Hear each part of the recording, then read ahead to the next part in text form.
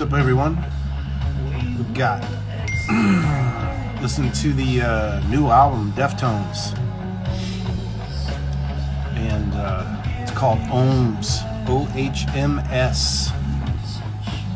I think right now my favorite is The Spell of Mathematics. All right, it's sounding amazing. All right, people coming on, that's cool. Got Ohio in the house. Got man, a few people coming on now. All right, good to see you guys. Thanks for coming.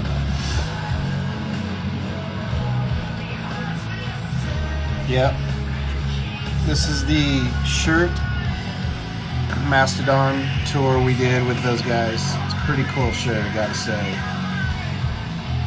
All right, let me turn this down. Yeah, I've been digging this Deftones record for sure. It's amazing.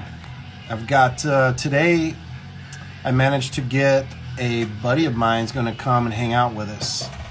He's got an interesting background. He is, well, I first met him. Well, we'll talk about it. Anyways, he's a musician, drummer, and an actor down in LA. He's on some shows. He's done some really cool stuff. One of my favorites. I mean, it's really brief, but in the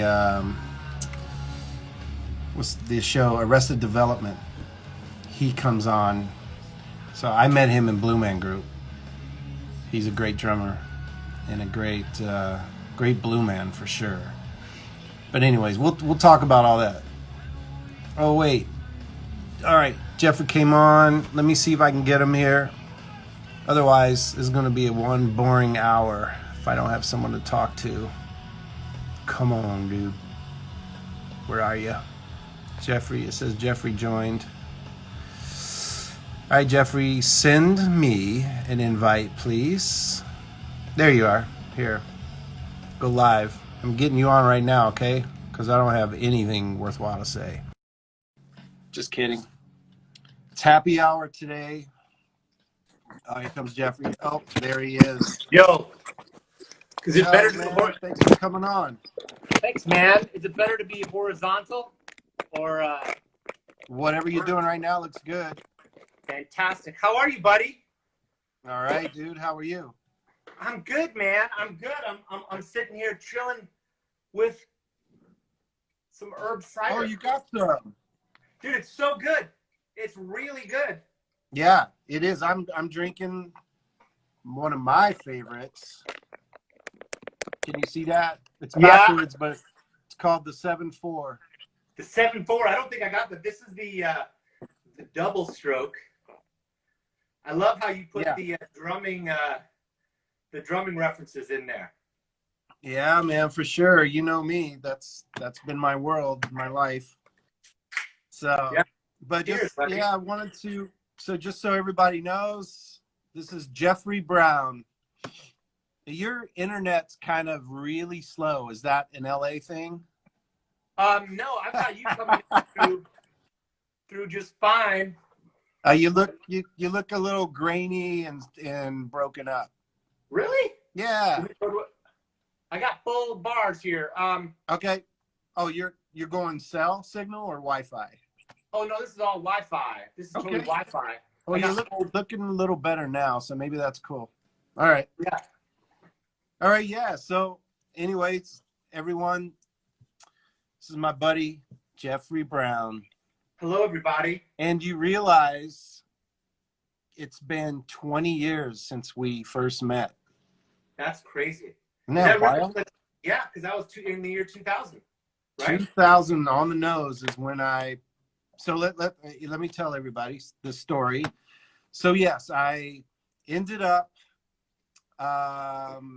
during a period where I was kind of, I don't know, a little burnt on drumming and music. And so we took a little trip down to Vegas, saw a great show called Blueman Group at the Luxor. Oh, you saw it first, huh? That was your first exposure? saw it first, thought, wow, that's amazing. And then, you know, it was in my mind ever since, wasn't sure what I was doing. And then I looked you guys up on the internet, and next thing you know, oh, drummer auditions. So I thought, shit, what the hell? I might as well. Right. And so everything went well. I auditioned in San Francisco, and then they came down, flew me down to. They didn't come down. They flew me to Luxor, where we did the final auditions, just to make sure it wasn't a fluke. Yeah, I remember that actually. Yeah, so, and that's how I met Jeffrey. I ended up getting a gig at Blueman Group. Yeah, from our side, we were at a company meeting or something like that, and they were like, "Hey, everyone, we hired some new musicians. We've got Tim Alexander coming down from the Bay Area." We were all like, "What? What's happening? Who's coming here?" We were psyched, man. Oh man, that great. Thank you, man. That was. I tell you, man, at that show, the way for me, and I've seen some of the other ones too. The one during that time at Luxor is pretty cool, man. Just really pretty cool. You were there at at a real high point in Blueman Group's history, I think, because you came in right after the album Audio had been nominated. Yeah.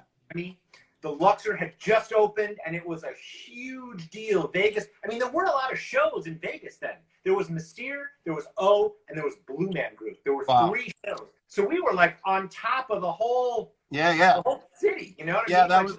That was before Blueman had what do you call it, franchised out. All over the world started shows. Opening. Yeah, you only had 4 shows in the world. Right. It wasn't until later that they really expanded like that. But that was those couple years were really great. Yeah. Really right on the right time. No, that's true, man. I remember first hearing, and this is what I tell everyone too, man. I tell everybody, get the DVD. It's called Audio, right? Yeah. Blueman Group in 5.1. Put it in your DVD player. That thing sounds amazing. It's mixed amazing. Yeah. It is so cool. I believe the story was Bob Ludwig did it for free. Wow. Which is insane. So yeah. Bob Ludwig is a famous mastering engineer. Yeah. Mm-hmm. Yeah. So anybody out there, he I guess did that for free apparently. I don't know. That was the rumor. Maybe not. I don't want to get in trouble for something that's not true. But that was so Jeffrey was one of the Blueman so you're one of the Blueman drummers. Yeah. I just so people know, like you didn't own Blueman Group or something. I don't think we clarified that. Yeah. So here's how I'll tell you how I got involved with Blueman Group.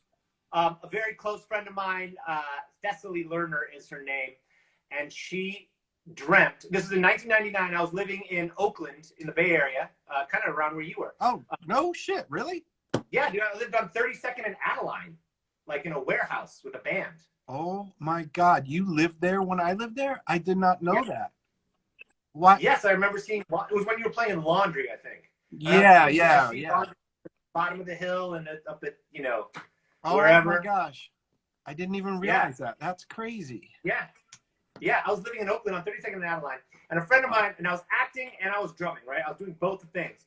And my friend Thessaly said, "This is true." She was like, "I had a dream that you beat out Michael Jackson for the part of a blue man in Blueman Group, and I woke up and I saw this." And she hands me the Guardian, right, and it's got open call Blueman Group auditions on it. Oh shit! And so I was like, okay, I'll go to the audition.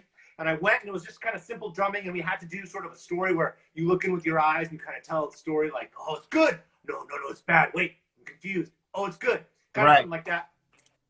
And then I was at my girlfriend's house that night, and it was like 1 a.m, and my roommate Will Blades called me up, and he's like, "Hey, Blueman Group just called saying you have a call back tomorrow. I guess things had gotten, they were having, it was the early days and they were having some fun and they were late on their phone calls to the people they wanted to see the next day.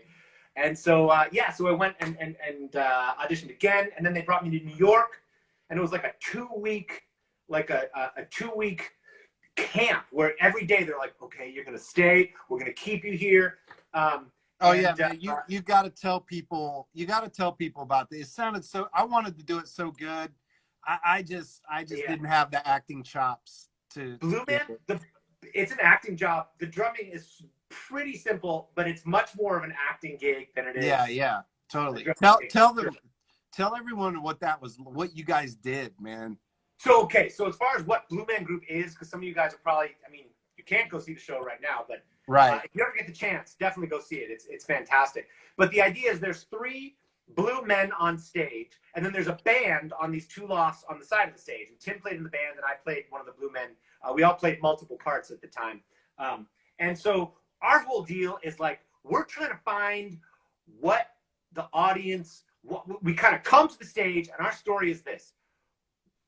We're like, wait, we're in the wrong room. We were told that everyone was going to be lively and everyone was going to have energy, and everyone's dead because everyone needs life force energy. We have to figure out how to invigorate this crowd, connect them as one, and wrap them into a exuberant, joyous state. That's kind of our MO throughout the entire show. But we don't really know what's going on. We think everything we think we know. There's a little bit of a question to it. We're not totally sure. So we start off. We got drunk. And everybody, so everyone knows, there's no talking. Yeah, we don't talk. There's no talking the entire show, everybody. If you've never seen it, there's not a word said. It's amazing. Yeah, it's all in our eyes and our bodies too. That's what he means. That's what Jeffrey means by, the eyes and all that. It's because they're communicating to 2,000 people sometimes with just your face and your eyes and your body. You don't say anything. Yeah. It's amazing how small you can have the thought, and it can be a very small movement, and it'll totally read in the theater, and you'll get a huge response from just the littlest, just a little head nod or whatever it is. You can really, But in any case, so we're there to invigorate the audience, and we find random objects on stage and make art out of them. We find drums, we pour paint on the drums, we play the drums, and the paint's splashing up, and there's a light in the drum, and it's just a real sensory explosion. We catch things in our mouth. But it's also the creators. They're using they're doing references to some very popular major art, right?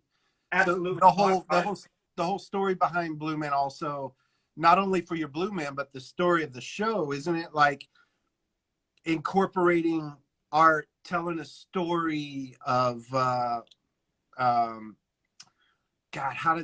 trying to remember how they told it to me, and I mean, what do you know of is kind of the backstory of the whole show? The backstory because they use so many art references. Yes. So you had this group of friends in the late 80s, right? And they were very involved in modern art, the art scene, but they looked around in the 80s and they looked at the popular music and culture, and they were like, hair metal. This is, a lot of the TV wasn't, it was like TV, hair metal, a lot of 80s sort of grandiose. They didn't like the art. They were like, we were told, our parents grew up in the 60s, and we were told when we get to this age, it was going to be really cool, and this isn't cool. We want to create something that's cool. So what they did is they were like, let's just dress up in blue with no idea of a show at all. They were like, we'll dress up in blue. We'll go to Central Park, and we're just going to burn things from the 80s. And they called it the funeral from the 80s. Now, a random thing happened that day. MTV was in Central Park for whatever reason, and they covered this story of weird blue people in the park doing strange things. And they were literally just burning TVs. They were talking. They were just painted blue, just to be weird and different, right? Just to shake it up. Yeah, no color, right? There's probably a statement about not white, not black, not yellow, not red. Literally, I think Chris Wink, one of the main creator guys, had a vision when he was a kid of this blue creature. It was like, let's be this blue creature I've always wanted to be. And they put on ball caps. Yeah, and they just went out there. And so because MTV covered it, they were like, hey, maybe we have something here. Let's try to put together some sort of a show. One guy was an actor. One guy was a drummer. One guy had done a lot of stuff with computer science. I think he helped develop Prodigy, which was the very first internet, some of the very first internet software in the 90s even. Oh, wow. So they had computer angle, drumming, and acting. And then they had other friends who were like, well, we play music. They're like, you guys be a band.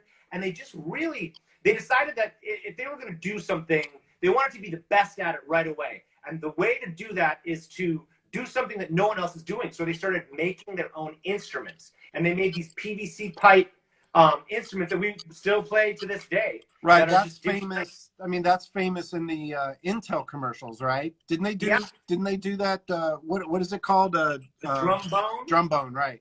Yeah, they did that in the Intel. They do it in the Intel commercials, so that they made that famous with the whole PVC pipe drumming. Yeah, totally. So they just started creating things and just sort of doing performances and whatever. At first, the character talked. And then it wasn't until later someone was like, what if the character didn't talk? And they're like, oh. And so the toilet paper got started. At the end of the show, all this toilet paper flows down from everywhere, and the audience is pulling it over their heads, and it's totally crazy.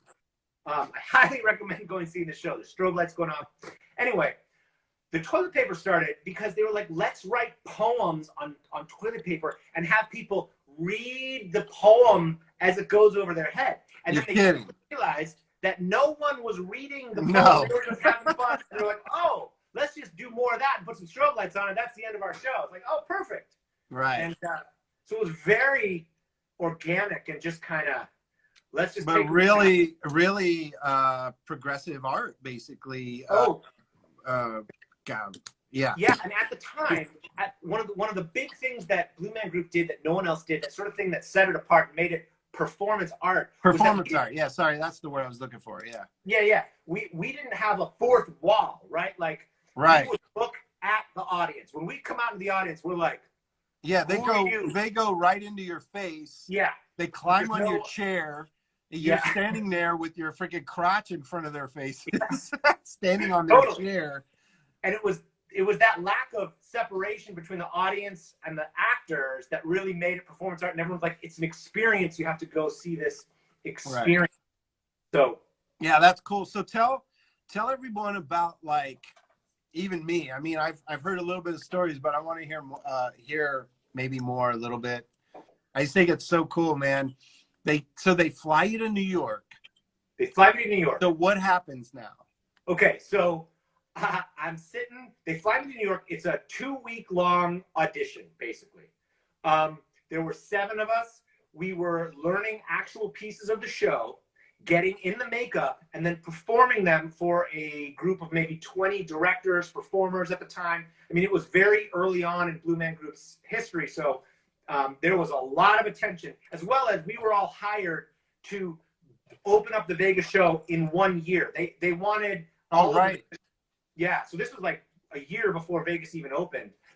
They wanted all the performers to be very well versed in the show, not have a bunch of new guys out there that didn't really know what's going on. So in the audition, we did the Captain Crunch bit, which is where we have a Captain Crunch box, and it's mostly acting, and there's all these, kind of shenanigans that happen. We did we performed a PVC piece, which is interesting because so you have to drum and you have to act and tell a story at the same time, which is interesting and definitely takes some, some of this coordination where you got to really work out. You have to have the drumming part so down that you can really focus on the acting and the story, and because everything's sort of figuring it out. How do we play this? Oh, what are you doing over there? You got, let's do, okay. And you're still maintaining the rhythm, and that's sort of the trick of it. And then we did the paint drumming piece, the opening piece where we did paint drumming. And I remember after the first, and we did this numerous times, and they would say, okay, do this, do this. They would see how you take notes, and they were cutting people. You would go into the room and they'd be like, okay, we're going to have you stay. And you'd be like, okay. Oh, nice. And it literally was like a reality show. Wow. So much so that they actually did a reality show in Brazil at one point, and found a blue man who still performs to this day, or at least to March. Yeah, there's a guy in Vegas from Brazil who was found on the Blueman Group reality show, like Find a New Blue Man show. No way, really? Yeah. Mm-hmm. Wow, that's cool. I want to know. I want to know about your. I loved hearing about the whole story of when you guys are part of your training is to go out into New York. Yes, the walkabouts. And So like, tell everyone about that, man. That's so when we were that's so awesome. so after the 2-week audition, they're like, okay, now we're going to hire you into a 2-month training process where you really learn the show. And we would do like walkabouts where we would go into character, 3 of us, and we would just walk around New York City. Are you dressed in blue? No. No. They did, because we were still training. So to go and do a Blueman walkabout, they did that all the time. I've done that. I walked around in public in blue many times since the training. In training, though, you're still trying to they wouldn't, because that's kind of a high risk, high level, varsity level Blueman Group move, to go and do a street walk in blue.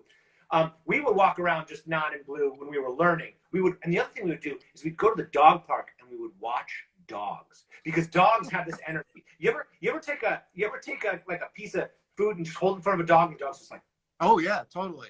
And it's totally still, but it's completely full of energy, right? Right. That was the sort of neutral. That's where the character lives. That's its home base. Oh wow. Okay. Yeah. So we would spend a lot of time watching dogs, and we would walk around the city just and just sort of trying to communicate as much as we could with our eyes, looking at people, and it was fun. It was super. Yeah. So did you? I think I remember you telling a story about you going on like the subway and you guys are in character. Like, what was it like walking around New York as this blue man? Like you're like, as a human, obviously you're not in blue, you're not dressed up, so you're just a normal person, but you're just looking around like, what's this? What's that? Yeah. What's this? I think people definitely were like, what is with these 3 guys? Like, why are their eyes so wide? Why do they seem so, because the whole thing is that you're discovering everything. Everything is just like, everything is new. Everything is just a little, you're just not quite sure, you're getting on the subway would be kind of like, should we, okay, I think we're going to go. I think we're going, we're here. We're good. Is this good? I think we're good. Are we good? And it was all about getting that inner monologue, that constant thing. Like during the show, all I'm thinking about is, okay, this is good. This is going very good. Oh, this is bad. This is very bad. And oh, really? Monitor. Yeah, you get that inner monologue going with just like, and each night you could pretend that like screams or clapping, you could play it as, that's great. Or you could play it as, oh my God, it hates me. It's making all this noise. So really, this day, I find new moments in that show that I'm like, wow, I've done this show for 20 years and I've never done it that way before. How weird. It's cool that way. That's interesting, man. I never knew that. Really That's really cool. Yeah, you can really improvise in the... all in your head. Yeah, totally. And that's what it is getting that inner monologue, just cranking. And then all those thoughts translate into physical reactions. And you have to sort of, figure out how to, like, I remember a classic example of training, right? I'm going to take my glasses off for this bit. So I was, I'm going to put my hat like this so you can see my eyes better. There was a time in training where they were like, we need to see more. What is that? More like, what is that? Like, to really try to figure out what this is. And I was looking at the thing and I was like, and I'm in my head, I'm just, what is that? What is that? And they're like, we're not seeing it. We got to see it. And finally someone goes, move your forehead down. And I went like this. And I was like, what is that? And they're like, that's it. And so there's a lot of matching up of like, all right, oh, this means that. And that, oh, you have to kind of like figure out your, what reads and what happens and how things translate, Wow, man. Yeah. That's really interesting. Yeah, I know. Yeah, that's really cool. I know when I joined, I was really interested in the Blueman part just because I was more thinking of, playing drums. I was like, yeah, I've been doing it a long time. I'd like to maybe do something else, Yeah. But which leads me real quick just to when we all became buddies with the Second City guys. Yeah. I was looking for, okay, I did the audition for Blueman, but they're like, hey, you should get some acting training because I really didn't have any, just maybe some Primus videos, but yeah. And I was in a film a long time ago, but I didn't know anything. And so I really wasn't there. and so that's how we all got turned. We kind of got searching for Second City. They started their training, and just so everyone knows, it's a cool little fact. We've got like Jason Sudeikis was our teacher. Yeah. I think were we in that class together? I was not in that class. I think I was in Kay Canada. You were with Kay. So Kay is another one. Kay ended up becoming directing Cinderella. Great. A what? She just finished directing. She wrote and directed Cinderella with I think I'm not sure who's in it. I don't want to say because but I mean huge actors. Oh my gosh! There's going to be a Cinderella movie coming out directed by this woman Kay Canada. Well, she had a big part in 30 Rock, which is an incredible show. Yes. And she was Pitch Perfect. Yeah, and she wrote all the Pitch Perfect stuff. Yeah. So Kay and Jason were dating during this time, and then here we're all in Blueman. Jason actually was wanting to be a Blueman really bad, so he would come over, hang out in our shows with us, and then also remember we used to do the murder parties at my house. Yeah, totally. In that big red living room. Oh my God, dude, that was so ridiculous. But we used to play this awesome game Murder, which they reference in 30 Rock. Yes. We used to sit and everyone after shows, we get together and we'd I mean, that's a long story how to play the game, but a lot of the Second City comedy guys, they play this game. It's really it's like you draw things from a hat and someone's a murderer and you're trying to figure out who it is and you're lying and it's all there. Yeah, and there's nothing to the game. Everyone sits around and you just start accusing someone, and then someone starts responding, and then it's interesting how you can start reading people. And then we used to see how couples who think they knew the person they were with, they didn't know what a great liar that person is, or or they're really good at pretending like, oh, I didn't do anything, and there you are. Sorry, you got cut sorry. It was an interesting game, man, and we used to play that with Jason, and so it was interesting. I got to reach out to Jason and see if he'll come do our happy hour with me sometime. But yeah. Have you seen his new show? I have not. What's it called? Oh, you should, man. It's so good. It's so good. I saw an ad for it. What's it on? Is it on Apple? It's on Apple. Yeah. Ted Lasso. Do you remember Brendan Hunt? What is it? Brendan Hunt. He came to a few of those murder parties. He was in that scene a little bit. Oh, wait. No. You'll recognize him. He's in it too. He is. What? Was he Second City? Brendan wasn't Second City, but he was friends with all those guys and used to come out and hang out a lot. And if you came and played Murder at My House in Los Angeles back right after that period, Brendan was at a lot of those murder parties. Oh, no. Yeah, I wasn't. Oh, okay, yeah. Well, shoot, that's cool. I'll look for that. That's awesome. It's good. It's really good. Well, let's. Here we are. I meet Jeffrey, and we're all buddies hanging out in Vegas doing these shows. And that's what's interesting about that was Vegas totally fit my lifestyle. I had never been. Usually, I was always up super late, and and like everyone else had normal lives. And then here I am in Vegas. I'm hanging with all you guys, and it's like, wow, we all You're like too. Yeah, we get off work at midnight. We go down to the the Irish bar we used to go to. The Plow. Anchor something? Plow and Anchor. No, you're thinking of the Starry Plow in Oakland. No. This is Crown and Anchor. Crown and Anchor. Right. Okay. That's what it was. So we used to go there and play darts and get food and hang out till 3 in the morning, and then we would go to someone's house and hang. I mean, that was our life. It was pretty cool. We didn't have to work till 5. And it was 178 degrees. So being out during the day was not. It just didn't work. So our whole life was nighttime. Yeah. But that's cool. So then after Vegas, let me think, was there anything? Yeah, after Vegas you go to LA. Yeah. And then how did you go from getting to Blueman into what you're doing now? So I moved to LA after doing Blueman full time for 4 years, and then I really just, I was able to use Blueman because of the popularity at the time. I was able to get an agent and sort of some ins into the Hollywood scene through just with the Blueman cred or whatever. And really, I just started auditioning and started booking jobs. Just little by little, small parts. So you got an agent. Yeah, I got an agent while I was still in Vegas. Oh, okay. So you kind of prepped that going to LA. You had an agent. Yeah, you were going to LA. I remember that you were going to LA back and forth, right? Yeah, I was kind of sneaky about it. I was like, yeah, I live in LA, but I really didn't because no one's gonna really talk to you until you live there. And okay. So yeah, man, I just started, and I took a lot of classes. I really studied really hard. Took a lot of acting classes, and just started to audition and slowly meet casting directors. And the Hollywood thing takes forever.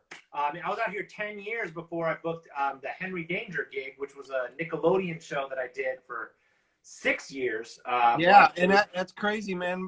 My daughter only in the last year got into that, and I'm like, holy crap, man. Yeah, Jeffrey, and then your wife, Jen, she's also on. Yeah.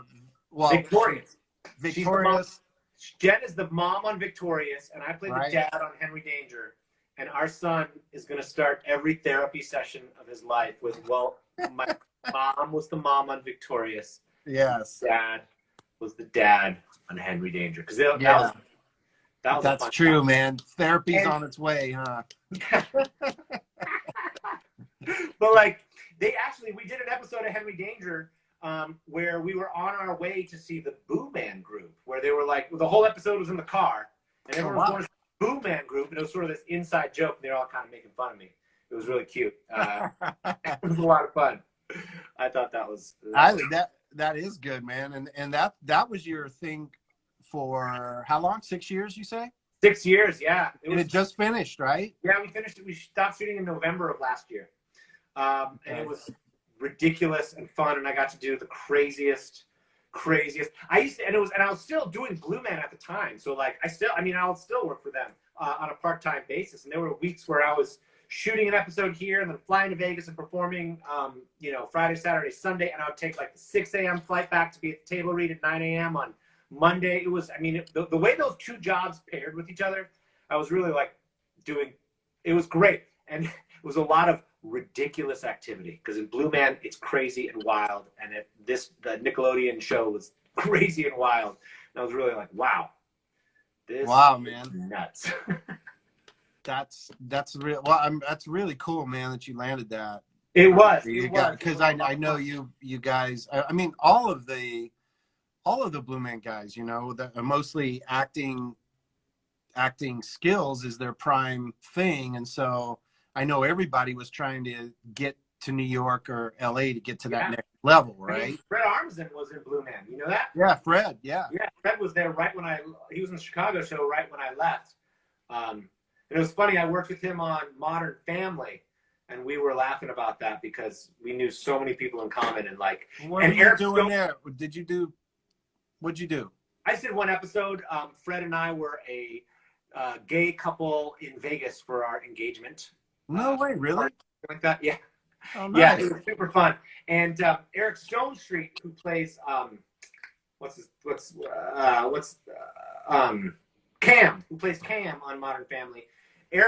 He's a drummer too, and so me, Eric, and Fred were sort of, it was cool because it was in Vegas, right? So they didn't have, normally on a TV show, when you're working, you're on the set, you shoot the scene, and then they're like, okay, we got to light it, everyone go away for 45 minutes, and everyone goes to their trailers, and you don't see anybody. But in Vegas, we were shooting in Vegas, so it was like, go to the suite at the top of the Mandalay Bay, and I sat up there, and we're all talking, yeah, Fred's like, the first hi-hat hit in 50 Ways to Leave Your Lovers actually played foot. We're like, oh, really? I didn't realize that. Oh, like, no, really? Drum talk? Oh, it was total drum talk for like 45 minutes. And we're like, Fred, how do you know that? And he's like, Steve Gadd told me. We're like, okay. And then Eric Stonestreet's like, had just won an Emmy, or I don't know he had just won a Best Actor Emmy, right? Stanley Jordan was the band leader in the pit, okay? And Eric had his eye on this, I don't know, some vintage kid at the Pro Drum Shop out here in LA, right? And Stanley wanted to buy it too, but Eric ended up getting it for whatever reason. And Eric said that as he was walking off the stage with his Emmy, he heard Stanley Jordan shout from the pit, "Hope you like that 67 Ludwig!" No way, really? Yeah. I was like, wow, that's cool. So, that is crazy. Yeah, but there's a bunch of people. Scott Spicer, he was on that show, The Tick, on Amazon. There's been a lot of, Blueman Group attracted extremely talented people. Like yourself. No, you really, like yourself, man. But a lot of people have gone on to do really, really interesting things. I mean, you really had to even do Blueman. You had to be really good. It's live theater. Yeah, it is. You don't get a retake, you know. But see, that's where it's really funny that you say that, because one time, what's the actor's name from The Green Mile? Michael Clark. Yeah, I was there when he came. Yeah, right. He came, and I'll never forget what he said. He said the exact thing you just said. He was like, "You guys get one shot. You got one shot to do it." And I was like, "Actually, I've done this show 8 times this week, and probably about 1,000 times so far this year." You know, right. It again, it's that illusion of we did it so many. Well, yeah, but you still, when you're live. Yeah, that's it. There's no stopping and no. Making it perfect. So that's what people see. Right. Yeah, it's that thing of, okay, this is live. What people see is what they're going to get, and that's it. Yep, and just make it work. Like, there was always a classic story of when we were training. I guess there was a story about a blue man that fell down on the stage. And as blue men, we're always trying to do what the other guy's doing, right? Like, if one guy is doing something, we're like, is that what we're supposed to do? Is that what should we be sitting? You know, if someone's got their hand like this, we'd all be like, are we supposed to be like this? And then we'd call that flocking, right? Sort of doing the same action. And one blue man fell down, and the other 2 guys froze, and then they very gently laid down on the stage. Now, is this what happens? And it was a great example of just sort of staying in character and making a moment work. That's hilarious. I mean, there's also on the Moth, if you like the Moth, there was a great story about when they picked a woman to go on stage who had no arm. And as they're bringing her up, they're like, oh my God, this woman has no arm. She only has one arm. How are we going to make this work? But the audience really got behind her, and it was this very sort of transcendental moment that everyone coalesced, and they had this amazing piece, and she was a great guest, and everything sort of just worked really well. So what did they do? Did they only do one arm too? I don't know. If you listen to The Moth, he tells the story. This guy, John Grady, he tells the story so well. I don't think I could do it justice, because I wasn't there. I wasn't in the show, and he was. And oh, wow. Yeah, I mean, there's a million. Everything that you can imagine has happened. Oh yeah. No, I don't remember who it was, but I remember the story. This is just so people know, just because he's dressed in blue, he's also wearing a suit. Yeah. That is zipped up in the back. Yeah. And you don't just pop out of it. It's got tubes and all kinds of stuff hooked up, right? Yeah. Because there's little bits. I remember some rumors and stories of blue men who got trapped, like, oh, I've got to go to the bathroom right now. Yeah. I can't go anywhere. And they go in their suit live on stage. That happened. People vomited. I mean, I remember you're looking at the plane, you're looking at that guy, it's like, wow, he's throwing up right now. Okay, that's fine. I'll just keep on going. And the funny thing is with a show like Blue Man, there's so much lights and so many things to look at. You know, you guys are up in the band going nuts, and there's strobe lights and fog and streamers and whatever.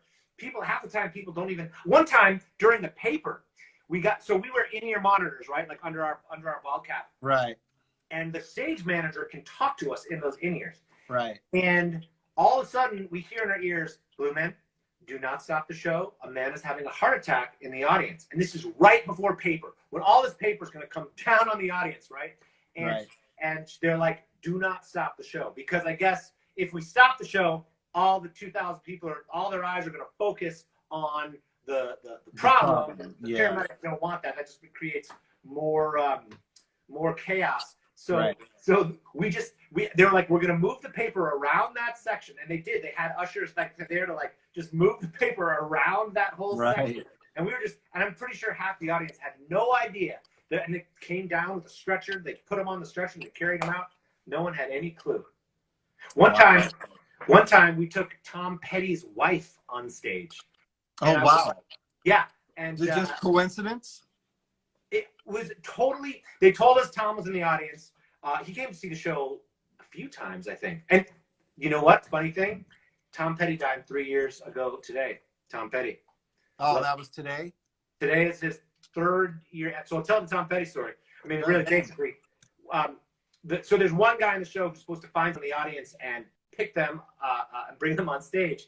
And he chose his wife. He did not even notice that she was sitting next to Tom Petty. And I'm sitting there like, dude, what are you doing? What are you doing? But she had a great time, and she offered us tickets to his show. And that was the first time I'd ever seen him. And I went and I was like, oh, I know this song. I love this song. Oh, I know this song. I love this song. Oh, I know this song. I love this song. Oh, this is Tom Petty too? That was a lot. I was such a fan from then on out. You ever see his documentary? I think I did a long time ago. It's good. Yeah, it was really good. Really good. Really good. Yeah. Wow. That is cool. Who are well, I don't know, man. What do you so what are you doing out in LA? Well, okay, hold on. So who have you brought anybody up? Interesting times on Blueman, bringing someone up? Oh man, we've had women or men. We've had people. Yeah, people in the beginning of the Luxor days. There was no security. Like Blueman was this small. We were this small theater company that came to Vegas, and all of a sudden we were on this huge stage in front of all these people. And in the early days, people would run on stage. They just sort of felt like, really? They're coming out into the audience. I guess I can go up on stage and hang out. And it was actually, I'll never forget, we were playing the PVCs one time, and I see this guy stand up in the back of the house, and he's walking down the aisle. I'm clocking him. He's walking down. I'm like, okay, he's walking down. What's this guy doing? He's walking right towards us. He walks up on the stage, and we're just like, it was, it's frightening. You've had people jump on stage, I'm sure, at Primus concerts. You've had like all kinds of stuff. Yeah, but it's kind of, you got expected in a way sometimes. You know? You have big, you never know. Yeah, just so long as they don't hurt you. Right. Well, that's the thing. Is like my thought was, here's a guy. He just stood up in front of 2,000 people and he just walked on stage like it was nothing. Like, what's his next move? Is that when he takes out the gun, takes out the gun and just starts shooting us? It was really legit scary to have people come on stage. Yeah. Hey, I just saw, it looks like, I just see Eric Jabot just came on. Yes. He was there. What's up, Eric? He's another Blueman. Yeah. I just saw his name popped up. Hey, you got your drum set. Yeah. Can you play some of the Blueman rhythms for me real quick? I gotta take a break for a second. I can play the basic Mandelbrot. Like what we were doing in Blueman was PVC pipes and. No, I know. Do the drum. Some of the drum rhythms real quick. I need like 30 seconds. Just for 30 seconds. Well, until I come back. I'll be right back. All right. Jeffery Brown's gonna do the Mandelbrot groove, man. That is awesome. All right. Show people how that works. All right, I'll explain. Because that is a great part. All right. So the Mandelbrot part is really the sort of heartbeat of the Blueman Group show. I don't play this in the show. There are drummers that are way better than me that that play this rhythm. But it kind of goes like this.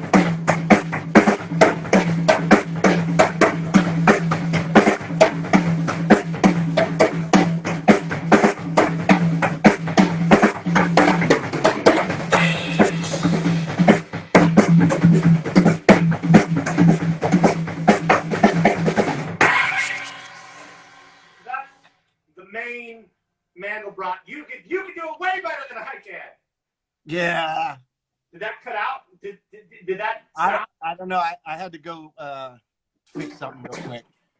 I did a thing on Zoom. I did a hold on one sec here. Technical difficulty. I did a thing on Zoom once where I'm a part of this camp up in Mendocino called Camp Win a Rainbow, which is a children's circus and performing arts camp. That's right. That's right. Yeah, started by Wavy Gravy, right? And they were doing a virtual campfire thing. And they're like, Jeffrey, can you do something? And I was like, sure, I'll play drums. And so it was on Zoom, okay? If you're too loud on Zoom, it cuts out the sound. Cuts it out. I did not know this. And I sat there just banging away for like I know 5 minutes, totally silent. I have no idea.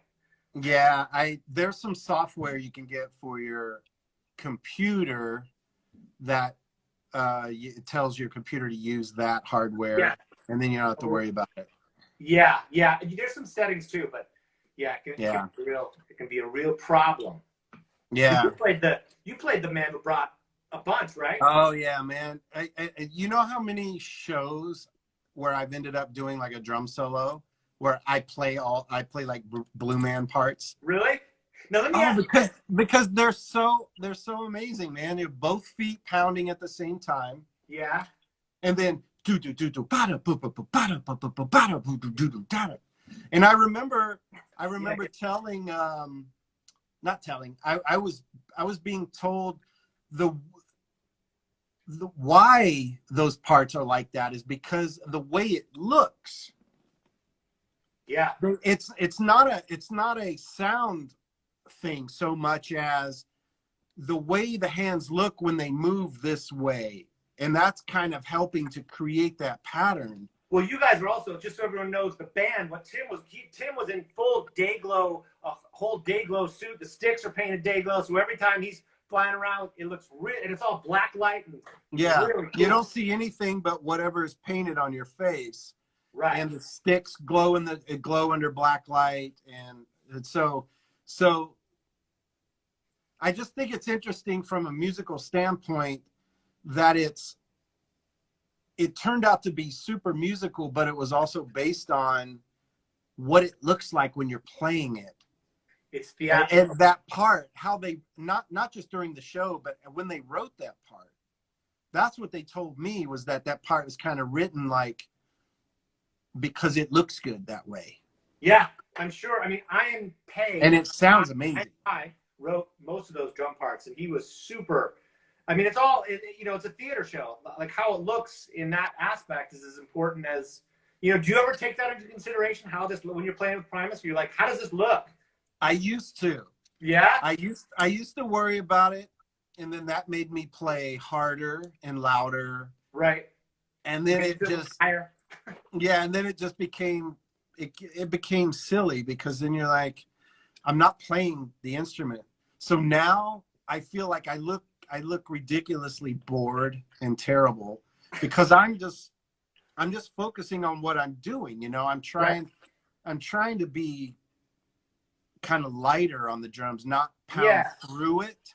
Right. Still have a good sound, but still be able to play around and not get tired, because at this level we're playing for a couple hours a night. You can't just bang full force. Right. That's the thing about Blueman, was I know even the Blueman parts, even our parts, they wanted bigger. Mm-hmm. And it was like, Jesus Christ, we got to play these parts too on a real, exaggerated physical movement. Yeah. And it was not easy to make it look good, Plenty of notes. I got plenty of notes about how I need to be bigger, Yeah, look more like a wild, crazy, just totally insane creature up there. Let me ask you, do you ever still, so like when Tim and I, when we were in Vegas back then, we used to like to take guitar effects and put them on drums. Remember that? We would take those little piezo mics. Oh yeah, man. Well, and then, I did that on some of the Primus solos I had. I had a line 6 delay pedal and like a filter. Yeah, you showed me. I did some of that, but you had a cool setup, man. You would loop your parts and Yeah, I made like a whole. I tried to do loops, and I was kind of doing like a looping sort of a thing. But I Oh, it's remember great. I love it, man. it's. Do you still do that at all, or no? Well, I have I use Ableton for that. I Yeah, haven't done it in a few years, but I've yeah. been looking into maybe I'm sure trying there's to do more. maybe some YouTube performances of Yeah, right. that. I'm sure there's more. Can people see you doing your thing? That Do you have it out? I've done that in a really long time. There's I Okay, think yeah. one video online somewhere maybe. Right. But I mean, what we were doing. It was such a crude way of doing it back then. I'm sure there's way more sophisticated ways of doing that. Oh, there is. Yeah. Yeah. The way I do it's pretty sophisticated and You put cool. like delay and stuff on there. What's that? Do you put delay on your drums? Oh, I can. Well, I mean, I can do anything. Yeah. Yeah. But not in the last few years of Primus. No, I haven't brought any of that stuff out. Right. But I kind of miss it, for sure. Yeah. Tell us. So we got like 10 minutes left. Yeah. I was just thinking, maybe you could. What's it like in LA this year, man? With all the COVID shit, what's been going on? So, Los Angeles was totally shut down for about 6 months. I mean, March production has just started. Like TV shows are starting again, commercials are coming back. So that's been really great to be auditioning again, and the prospect of work is exciting that it's been here, but it's been rough. This year is just nonstop. Like, I mean, so with COVID now, did all the productions like stop and people were like, we can't do anything? They did. They just completely shut down. I mean, they opened up about 3 weeks ago, and there's all these, like my wife just did a TV show this week, in fact, and she had to print her own script, and she got tested almost every day. The stages, usually like sound stages, are really cold. Like they keep those places freezing. I don't know why, but they do. And she was like, it was actually really hot because during rehearsals, the doors were open because they want the fresh air coming in. Yeah, you gotta have the air moving, huh? Air and everything takes forever. You have to wait forever for costume fittings because they have a whole protocol where they have to sanitize the room and blah. Everyone's got, what took the 6 months was all the unions and the studios and everyone going, okay, how are we going to make this work? And they had to get all the protocols down and then write it all into these huge 100 pages of, protocols. Wow. It's a mess, man. But it's starting to move again, which is really cool.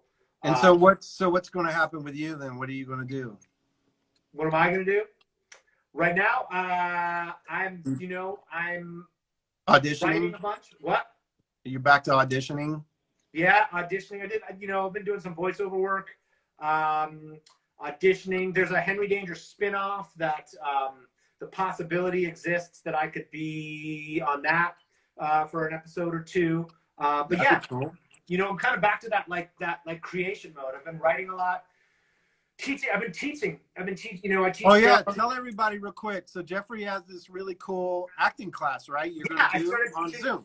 Yeah, man. I started teaching an acting class on Zoom because Zoom is a thing now, and I was like, wow. All right, so where do they get this? How do they find out? If you email Jeffrey Nicholas Brown, JeffreyNicholasBrown, Jeffrey Nicholas Brown .workshop@gmail.com. I will put you on my mailing list to let you know about the next time I do a workshop. I'm kind of just doing it when I have time to do it. And the last one I did, I just had done one really, but it was really successful. And there was students from Germany. There was someone from Morocco. I mean, it was wild. Like the fact that can happen is one of the silver linings of the year of 2020. Right. Acting, you've never acted or whatever your level is. I'm trying to teach a sort of insider Hollywood class. The class sort of, I think of it as the class that I always wanted as a kid, but never had access to because I didn't live in Los Angeles. But these days, in the digital world, we can all live in Los Angeles. So JeffreyNicholasBrown.workshop@gmail.com if you have any interest for that. I'm sure I'll be doing another one in, I don't know when I'm doing the next one, but I'll let you know if you email that.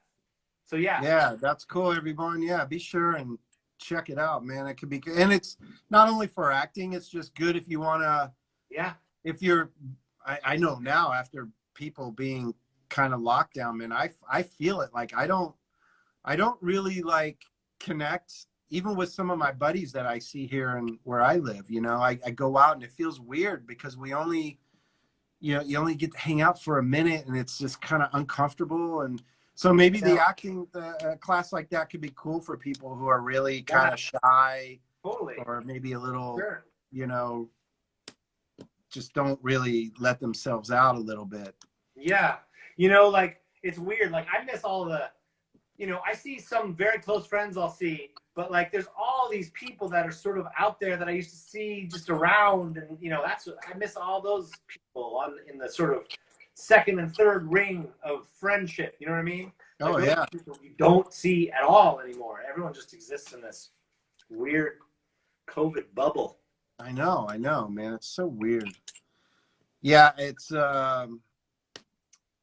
interesting how I mean, I know with Hollywood, you make stuff and it takes them a year to even just edit it and make it into a final product. Yeah.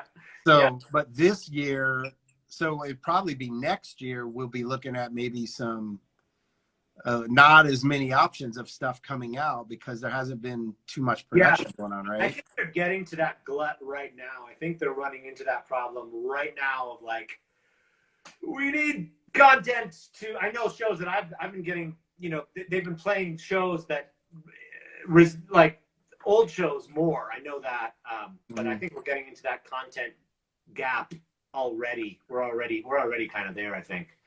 Yeah. Well, good. Maybe we'll pass through it. There's so much available. I mean, between Amazon and just those two and Apple, those three alone is just like so much stuff, man. I'm just like, I can't keep up.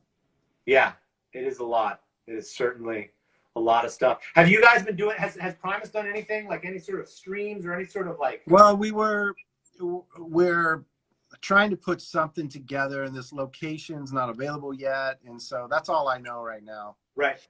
And so we would talk about it for a couple months now and it hasn't happened yet. So, but that's hopefully what we're going to have something available. Yeah. Hopefully this year. Yeah. You know, we'll see. But I missed the live performance. Yeah, man, it's kind of weird being just, I don't know if people realize this, but musicians, like, there's literally nothing you can do. I mean, except for going online and, you know, trying to come up with something. It's just like you're having to recreate your whole business model, you know, just. There is no, I mean, like, it's really weird for musicians. I gotta say. I mean, oh, I'm sure. I mean, I think the only model that's going to make any money at all is the drive-in concert sort of situation. At least. Well, I wonder. I talked to my manager about it, but he was like, it doesn't seem. I don't know. There's a lot to it, man. I don't know much about it, but I think we've only got a minute and a half, and they're going to cut me off. Right. So everyone, I wanted to let everybody know who watches this, because some people do come back and watch this later. So check out Jeffery Nicholas Brown workshop at gmail.com. gmail.com. If you send an email to there, I will send you a info about my workshop. If you want to check out me, you can go to jeffreynicholasbrown.com. Yeah, and then you know, check out Jeffrey on some of my one of my favorite shows, Arrested Development. Whenever you see Blueman, I think you were Blueman every time. I did all the 3 episodes that we were on. Yeah, man, it's really good. And Henry Danger as well. Yeah, True Blood. I did a bunch of True Blood episodes. Oh, True Blood. That's right. I forgot all about that. Wow, that was fun. You're the man out there, man. They're gonna cut us off here. Right. So thank you for hanging out with us. Thanks, man. Awesome, man. Dealing with my technical difficulties in the beginning there, but man, it's so good to see you. It's all right. Turned out great. Yeah. Well, I'll see you in person soon. Glad you're enjoying the cider, everybody. Herbcider.com. You can get some Buy stuff delivered to your house. Good. Yeah, be sure and check it out.